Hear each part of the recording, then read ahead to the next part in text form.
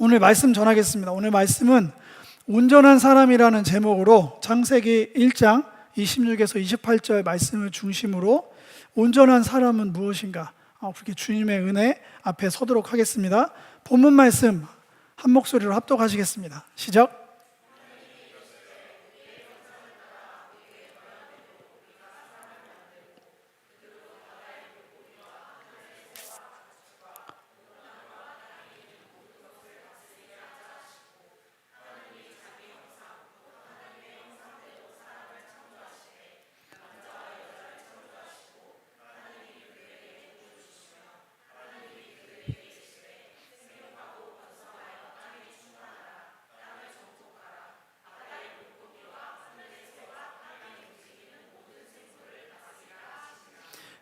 네, 제 맘 같아서는 지난주에 첫째 날 했으니까 이제 둘째 날, 셋째 날 하고 싶지만, 그러면 1장 하다가 10주씩 가고 막 이러니까 저희가 주제별로 이렇게 좀 가보려고 합니다.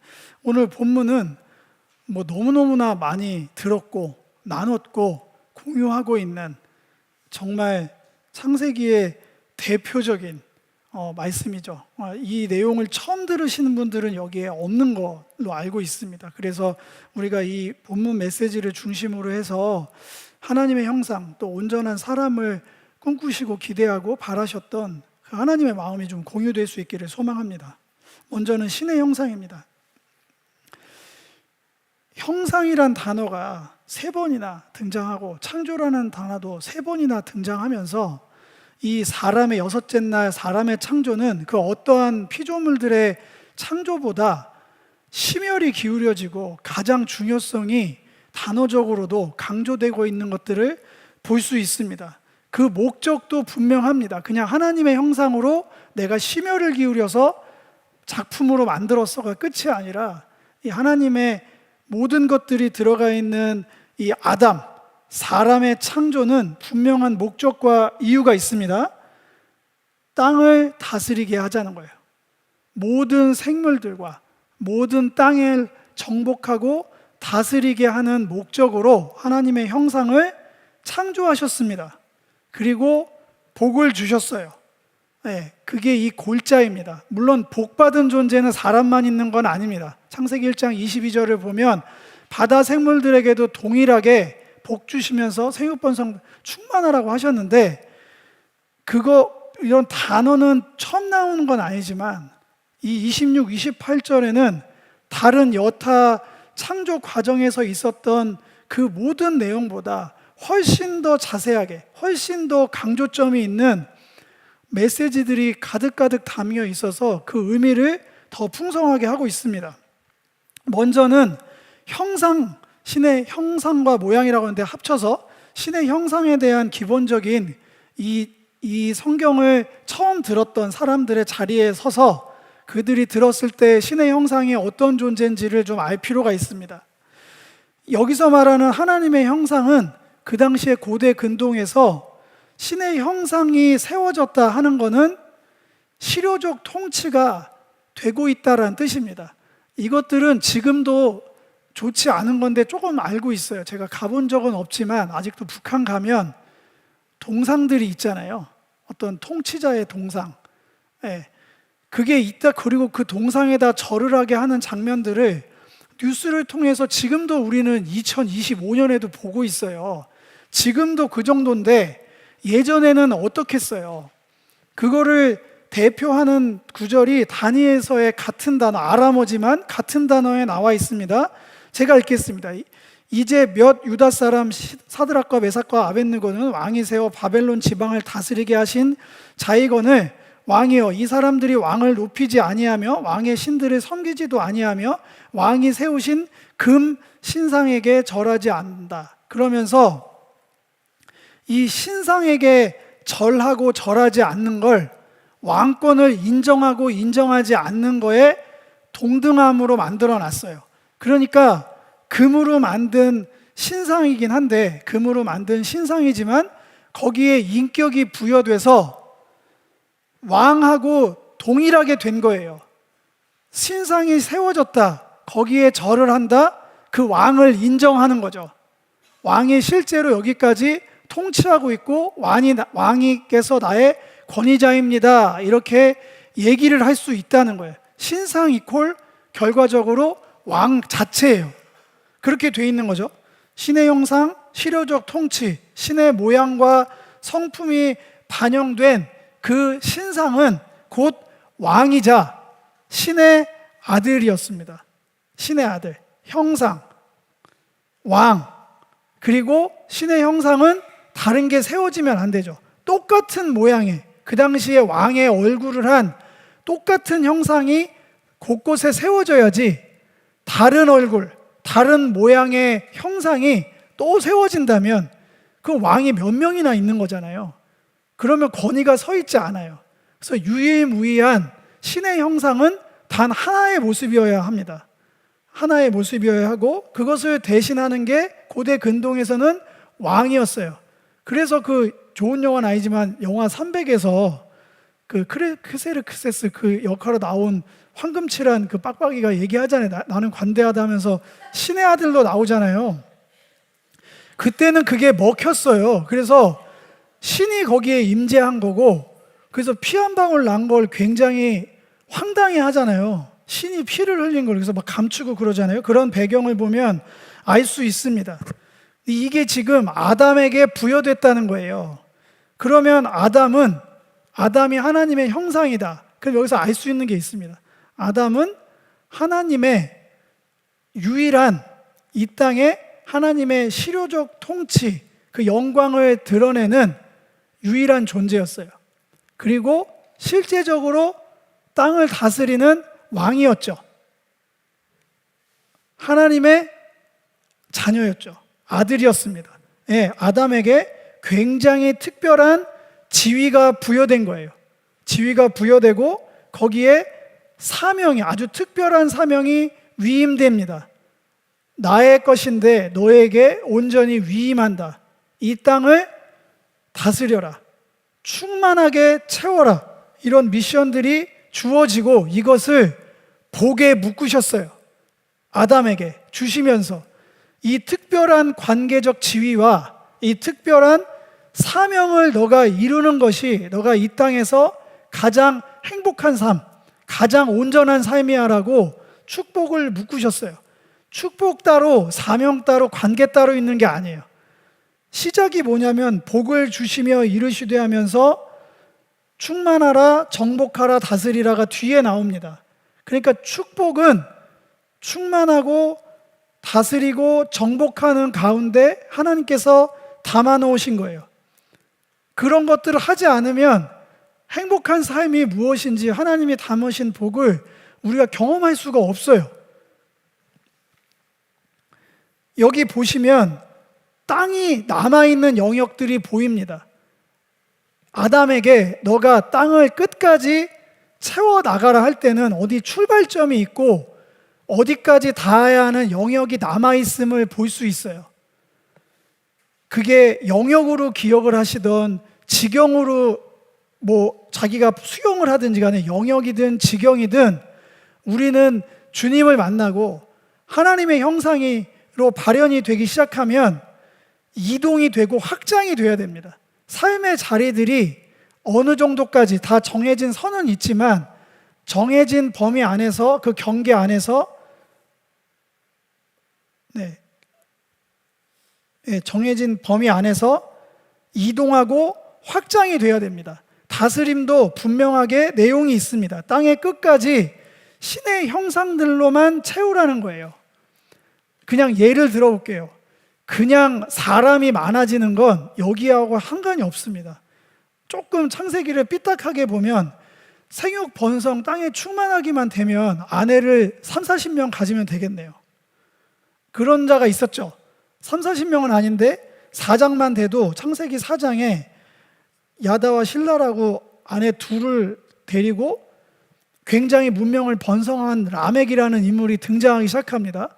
생육하고 번성하고 땅에 충만한 거는 똑같아요. 근데 그게 하나님이 지금 원하시는 개체수의 증가를 얘기하는 걸까요? 전혀 그렇지 않습니다.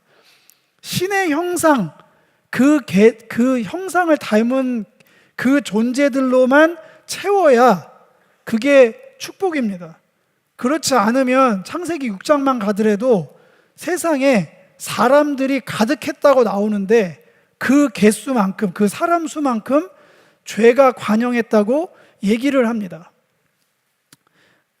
그리고 이 정복하다라는 단어도 막 그 정복이라는 단어에서 나오는 그 특유의 뉘앙스 있잖아요. 찍어 누르고 막 착취하고 그런 것과는 좀 다릅니다. 그래서 저는 개발하라고 얘기를 하고 싶어요. 개발. 어떠한 것들이 감춰져 있던 기능과 능력들, 보석 같은 어떠함들이 발현할 수 있도록 도와주는 거죠. 이런 영역을 남겨놓으셨다는 것들은 다 돼 있는 걸 그냥 거치려만 하는 게 아니라 하나님께서 동역하시면서 전심으로 그런 것들을 위임하셨다는 걸 알 수 있어요. 정리를 하면 하나님의 형상에게는 모든 것들을 맡겨주셨습니다. 이건 엄청난 권한이에요. 엄청난 권위입니다. 그렇게 맡겨진 자들에게 모든 것을 공급하신다고 29, 30, 31에 붙어져서 나옵니다. 먹을 모든 것, 필요한 모든 것들을 내가 다 공급해 주겠다. 이제 남은 건 하나입니다. 이 특별한 지위 관계 안에서 특별한 권한과 특권을 향유하는 우리들은 그 일들을 허락하신 하나님을 전심으로 사랑하고 신뢰하고 순종하면 됩니다. 그래서 하나님께서 이 세팅을 해놓으시고 맨 마지막에 선포하신 말이 보시기에 심히 좋았더라. 이게 내가 바라는 온전한 세상의 모습이야. 이 세상이 창조한 모든 것들이 온전케 되고자 한다면 너희 사람들이 하나님의 형상, 곧 온전한 형상으로, 사람으로 이 땅을 살아가야 된다.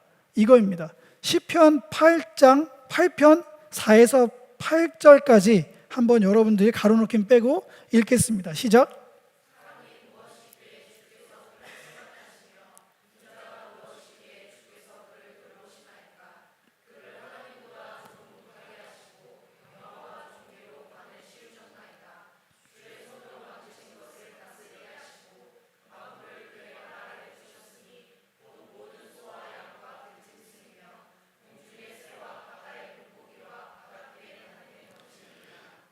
누가 봐도 이제 보니 이거 창세기 1장을 노래한 시편인 거를 너무나 눈에 훤하게 1장도 콕 집어서 창세기 1장 26, 28절에 지금 여러분과 나누는 이것을 시편 기자가 다윗의 시편이니까 다윗도 노래하고 있어요.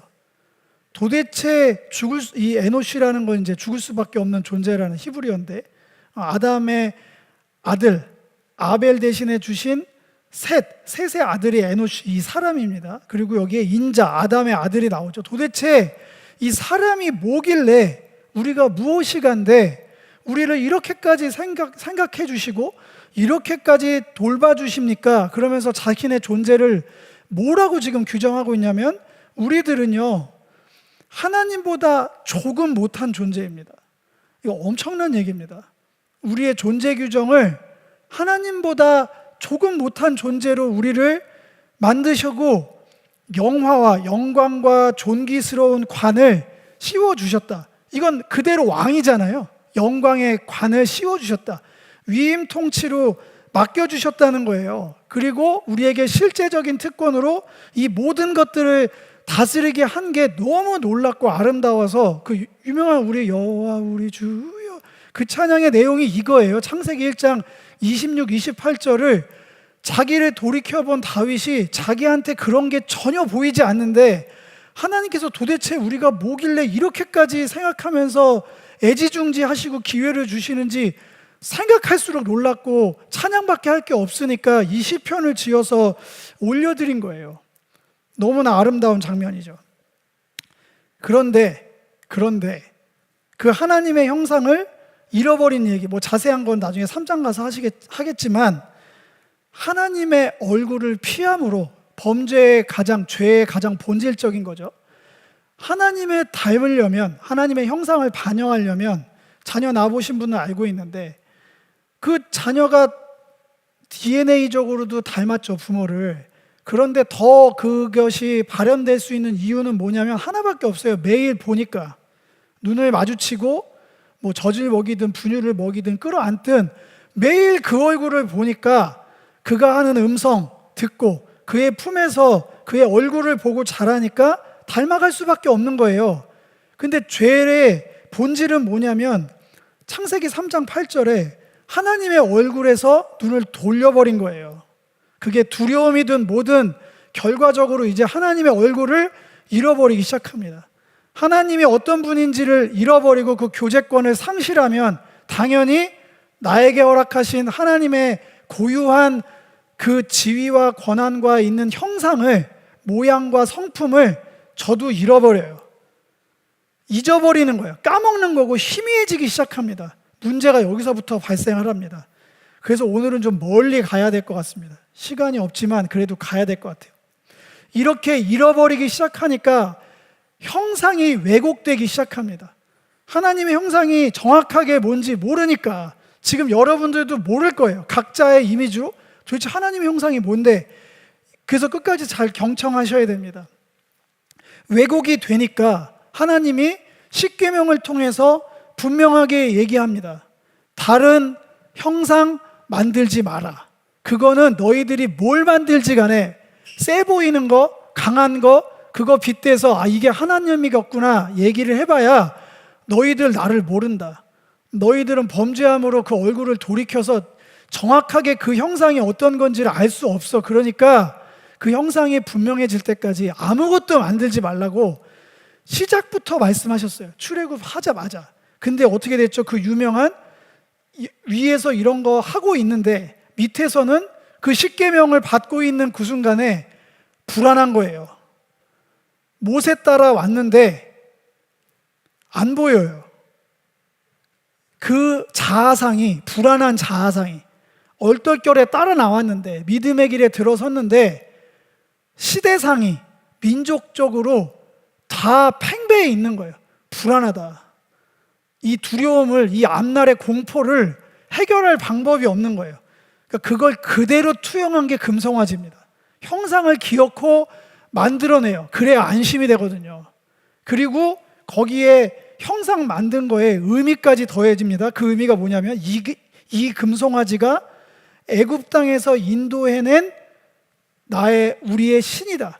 이렇게 해버려요. 그냥 규정을 하고 섬겨버립니다. 그래야 편하거든요. 그래야 두려움이 없어지거든요. 이게 어떤 존재라고요? 하나님의 얼굴을, 형상을 잃어버리니까 그게 어떻게 된 건지 모르니까 자신을 투영하는 거예요. 시대상을 투영하는 거예요. 그래서 자꾸 무언가를 만들어내는 거예요. 신의 어떠함을. 그래도 하나님이 용서하셨어요. 그거는 모세가 목숨 걸고 중보하면서 넘어갔는데, 그래서 모압 평지, 이제 언약의 땅에 들어가기 전에 이 경험을 한 사람한테 이걸 들려줬다고 생각하면 더 찌릿찌릿했을 거예요. 자기가 그 자리에 있진 않았지만 그 얘기를 들었거든요. 죽을 뻔했다 우리. 그런데 경고하시죠. 들어가면 어마어마하게 다양한 가나안의 형상들이 가득할 거야. 신이라 자처하는 그들의 자아상과 시대상이 투영된, 조금 더 자세하게 말하면 거기 농경사회였잖아요. 이스라엘은 유목사회가 아니었어요. 이들은 유목민이었고 여기는 농경사회라서 신 자체가 틀려요. 그들이 그 시대에서 자기 자아상을 발현한 건 뭐가 나왔을까요? 농경을 잘하게 하는 그 바램이 다 투영된 신이죠. 바알이 대표적이잖아요. 바알과 아세라. 농업 생산량을 늘리고 시대를 풍성하게 하는 자기 바램, 자기 자아상, 잘 살고 싶은 두려움, 미래에 대한 두려움을 없애고자 싶은 시대상이 반영된 각종 형상들이, 신의 형상들이 있을 텐데 그것 전부 다 부시라 얘기하십니다. 그건 너희를 만든 나 하나님이 아니라는 거예요. 너희들은 아직 모른다. 왜곡돼서 모른다. 다른 형상들을 만들지 말라, 부수라. 왜냐? 그 형상들이 하나님으로 착각할까 봐. 그 하나님의 명예를 훼손하지 말라고 얘기하십니다. 그래서 우상은 다른 형상들을 추구하는 모든 것들을 얘기하는데 다시 말씀드리지만 자기 자아를 투영하는 거예요. 그 시대의 팽배한 정신을 그 우상에게 더 씌우는 겁니다. 거기서 나온 게 그런 인생을 추구하게 돼요. 그런 지도자를 추종하게 돼 있습니다. 그런 하나님을 종교 생활로 섬깁니다. 그거는 동서고금을 막론하고 지금도 마찬가지입니다.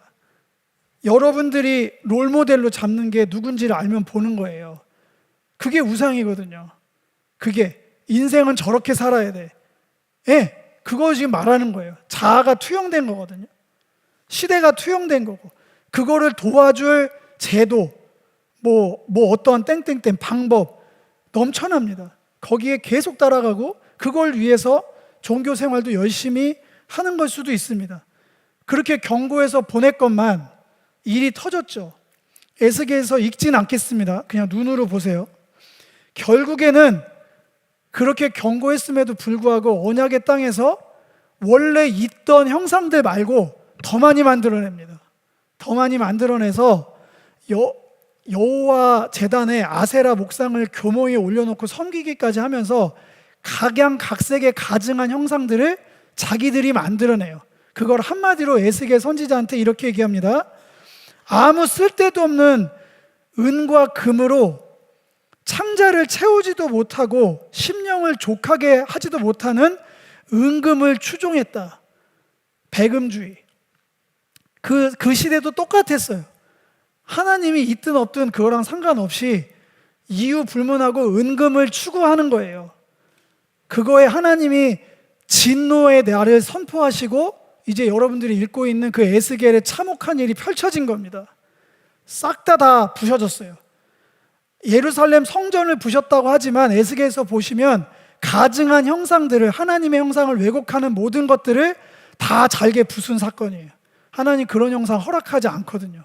왜냐하면 그런 형상들로 인해 자꾸 하나님을 왜곡하고 변형하는 일들이, 명예를 훼손하는 일들이 계속되니까 그걸 멈추게 하시는 순기능도 있었습니다. 형상에 부여된 복된 삶 대신에 우상을 통한 화려한 삶을 선택해 나가는 거죠. 그렇게 잃어버린 몇백 년이 지나고 나서 드디어 기회가 찾아옵니다. 요한복음 1장 18절에는 이렇게 기록되어 있습니다. 본래 하나님을 본 사람이 없으되, 조금 변형하겠습니다.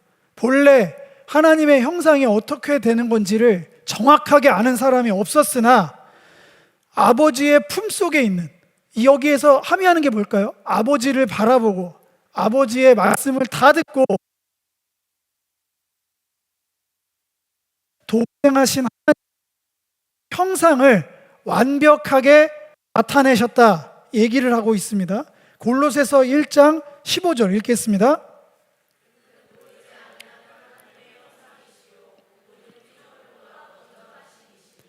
고린도후서 4장 4절도 그리스도는 하나님의 형상이라고 얘기를 하고 있습니다. 히브리서 1장 3절은 이는 하나님의 영광의 광채시요 그 본체의 형상이시다. 그러면서 예수 그리스도가 다름이 아닌 우리가 놓쳤던, 왜곡시켰던, 변형했던 창세기 1장 26, 28절에 완성된 사람, 온전한 사람의 그 형상, 그 본체 그대로라고 얘기를 해주고 있어요. 왜곡되고 파편화된 하나님의 형상들이 아니라 선명하게 계시된 참된 형상이었습니다. 조금 불편하시겠지만 걸어다니는 하나님의 형상이었어요. 예, 예수를 믿고 예수의 이름을 붙들고 예수를 따른다면, 아까 제가 얘기했죠. 고대 근동에서 하나님의 신의 형상에 절하고 신의 형상의 권위를 인정하면 뭐라고 그랬죠? 그 왕의 권위를 인정하고 왕의 통치의 실효권을 인정하는 겁니다. 바꿔서 얘기하면 우리가 예수의 이름을 존중하고 그 이름을 높여드리고 그 앞에 절하면 그대로 하나님은 영광 받으시는 거예요. 헷갈릴 이유가 전혀 없습니다. 그렇게 되는 거예요. 그럼 우리는 하나님의 형상, 내가 원래 어떻게 돼야 됐었구나, 하나님께서 우리를 어떻게 창조하기 원하셨구나 알려면 어떻게 해야 된다고요? 예수를 봐야죠. 예수 그리스도 보는 거 말고는 절대로 그 형상이 어떻게 생겼는지, 그 성품이 어떠한 건지 알지 못합니다. 뭐가 보시기에 심히 좋은 인생인지, 뭐가 복되고 행복한 인생인지는 다른 자아나 시대상에 투영된 뭔가를 본다고 해서 절대로 가능한 일이 아니에요. 성경에 기록된 거면 충분합니다. 직통계시가 요새 왜 별로 없을까요?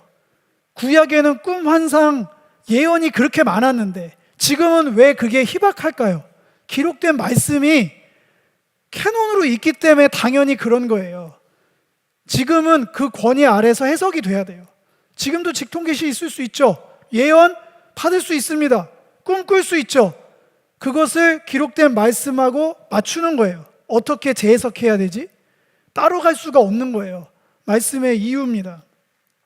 그렇게 참된 형상이 요한복음 17장에서 어떻게 아버지와 함께 교류하고 있는지 한번 읽도록 하겠습니다. 요한복음 17장 1절과 4에서 5절입니다. 시작.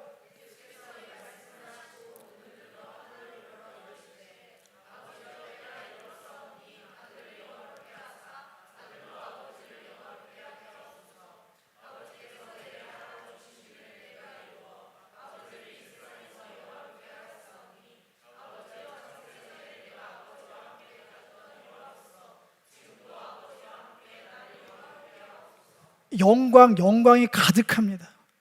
영광이 주고받는 영광이 서로 화답하는 아버지와 아들의 영광으로 관씌우고 그 영광을 돌려드리고, 아까 시편 말씀 읽으셨죠? 영화와 존귀로 관을 씌우셨도다. 그 버전으로 보시면 됩니다. 영화하셨다.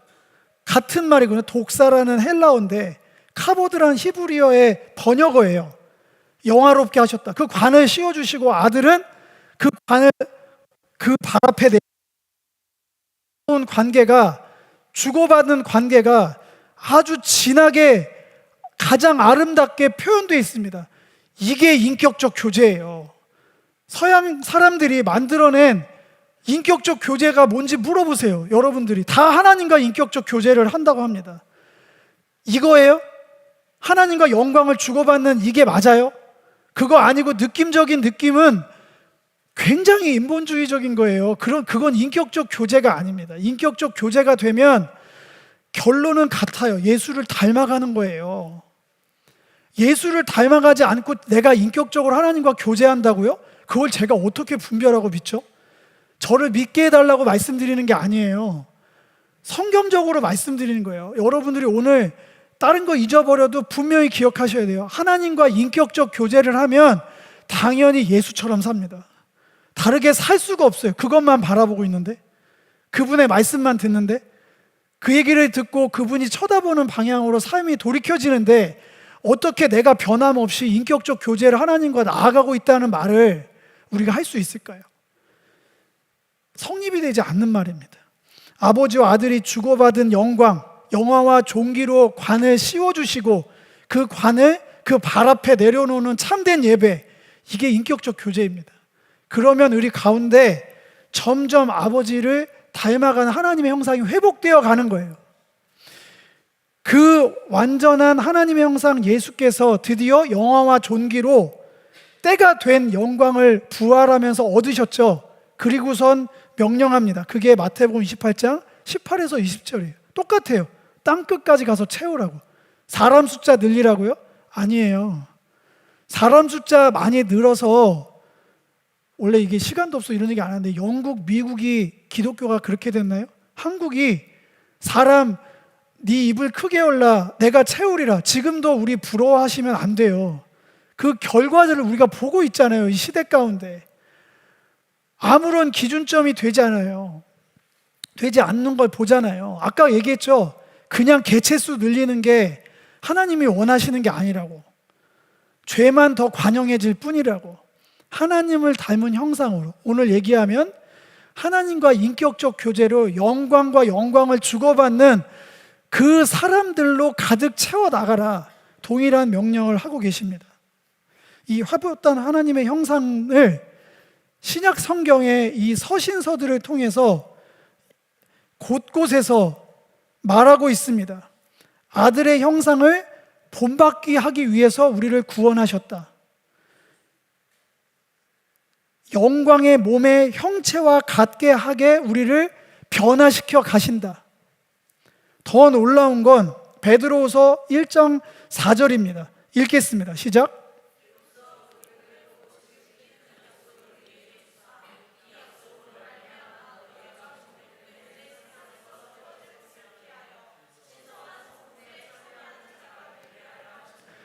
신성한 성품이라고 되어 있는데요, 이 데오스는 여러분들 많이 알죠. 데이오스, 신애입니다. 신의, 신성한도 되지만 신의 성품에, 품격에 참여하는 자가 되게 하려고 우리를 부르셨다 얘기하고 있습니다. 조금 교리인데 말씀드리겠습니다. 로마서 8장 29, 30절을 보면 미리 정하신 자들을, 죄인들을 부르셨죠. 죄인을 부르셔, 의인을 부르러 온 게 아니잖아요. 죄인을 불러서, 오늘 설교에 빗대서 말하면 철저하게 일그러지고 왜곡된 현상으로 변질된 그 죄인들, 하나님의 얼굴을 잃어버려서 반영할 수 없게 된 그들을 부르셔서 의롭다 하시고, 이거는 주님의 그냥 주신 거예요. 우리는 죄인이나 이제 주님 앞에서 의인이죠.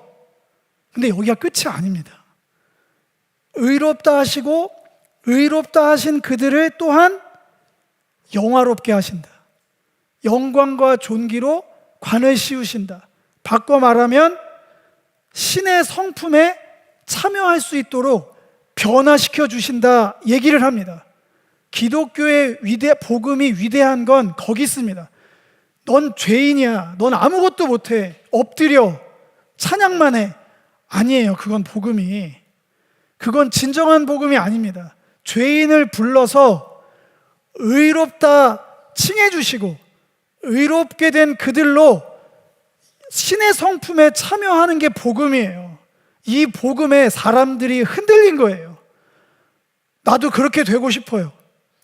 저도 신의 품격에 동참하고 싶습니다. 우리가 어딜 봐서 그런 품격이 우리 안에 있습니까? 우리 안에 발견하기 쉽지 않아요. 적용 사례로 몇 가지 그냥 예를 들어볼까요? 이 하나님의 형상이, 우리를 하나님의 형상으로 만들었다는 이 복음 메시지는 우리만 듣는 게 아닙니다. 먼저는 모압 평지에서 언약의 땅에 들어가기 직전에 그 사람들이 제일 먼저 들었을 거예요. 모세 오경이니까. 그 사람들이 들어가서 봤더니 애굽보다 척박한 땅이에요. 특별히 제가 몇 번 얘기했죠. 그 데려갔던 여호수아가 얻은 땅은 풀 한 폭이 나지 않는 돌덩이 땅이었어요. 그때 이 복음이 들립니다. 땅을 정복하고 다스리라. 어떻게 들었을까요? 스스로 개척하는 길을 택합니다. 그렇게 되는 거예요. 왠지 알아요? 하나님의 형상이니까, 본인이 회복된 하나님의 형상이니까 거기에 불평불만을 하지 않습니다. 적용은 그렇게 나가는 거예요. 시간을 쭉 흘러서 아까 에스겔서에서 다른 우상들 섬기다가 바벨론으로 끌려갔죠. 다니엘이 그 금신상 앞에서 절을 왜 안 했을까요? 처절한 회개가 있었기 때문이에요. 창세기 말씀이 또 들려옵니다. 누가 하나님의 형상이냐?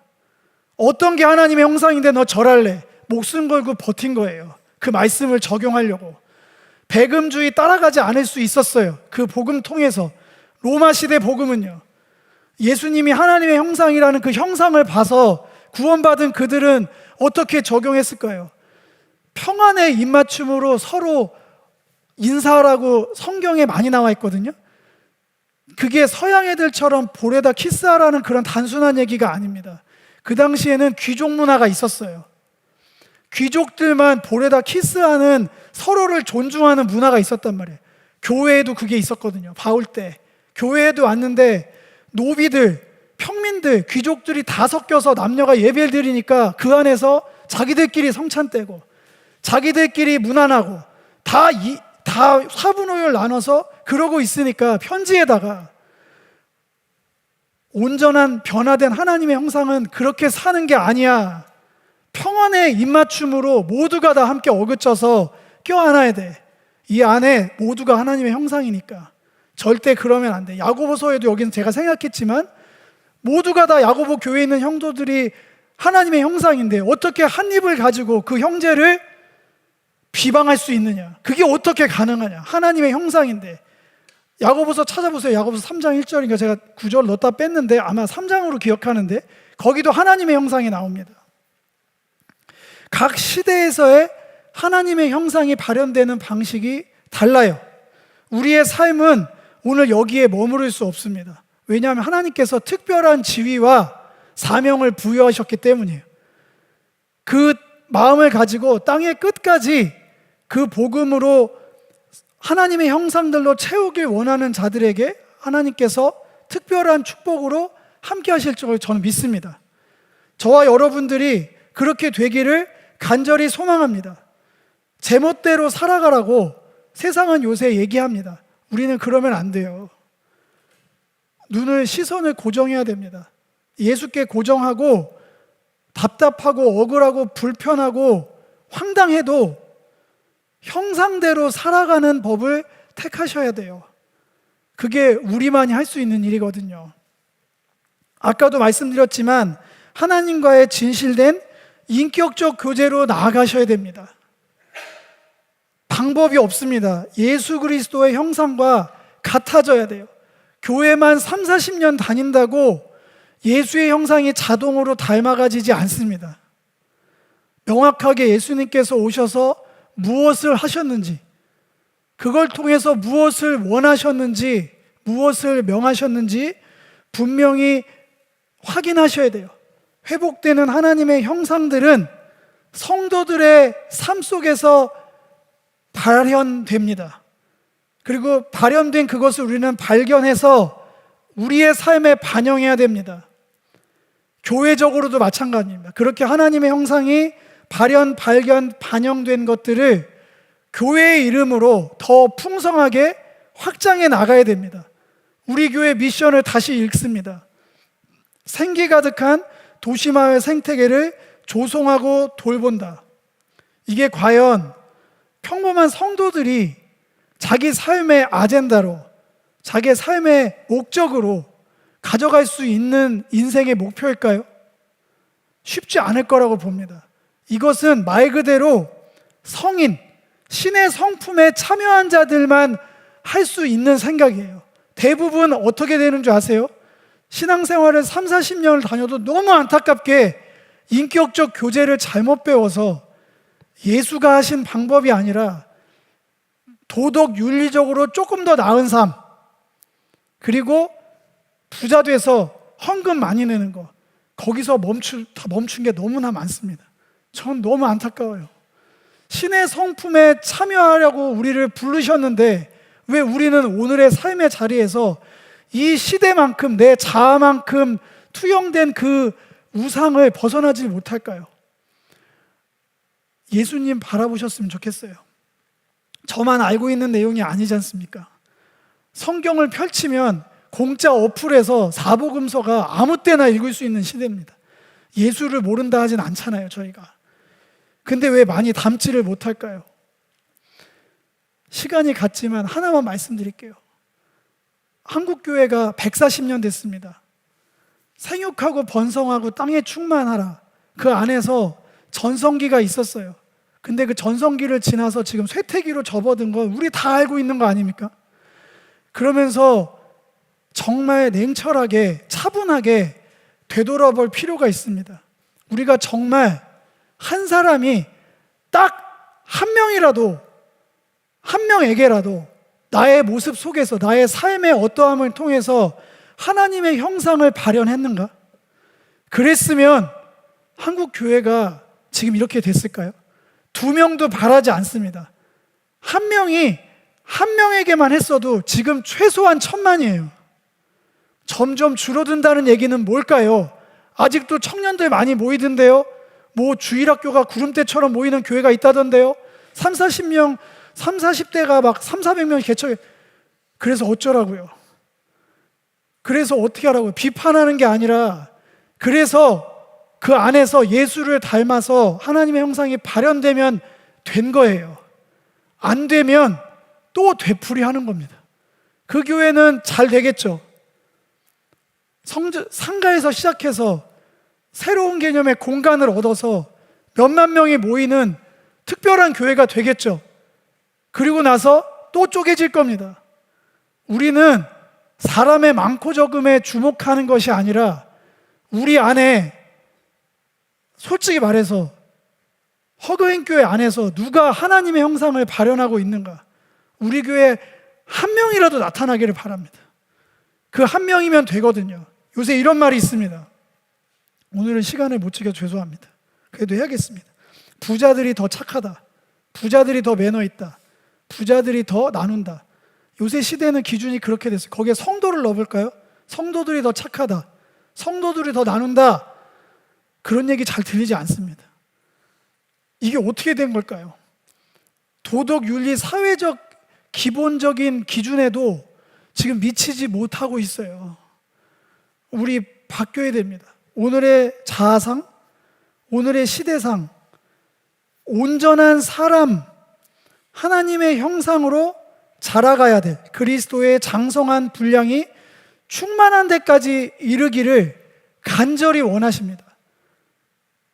이 세상을 열면서 하신 일이에요. 내가 창조한다는 단어를 3번이나 써가면서 나를 닮은 형상이라고 그렇게 보시기에 심히 좋았더라고 얘기한 건 어린애와 같은 그런 신앙인의 모습들은 아닐 겁니다.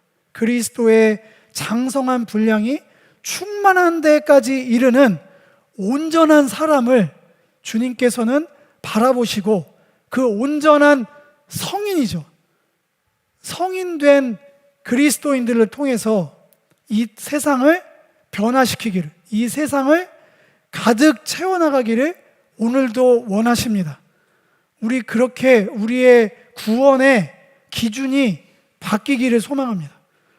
우리의 인격적 교제의 목적이 변화되기를 소망합니다. 우리 그렇게 하나님을 찬양하고 더 깊은 예배로 나아가겠습니다.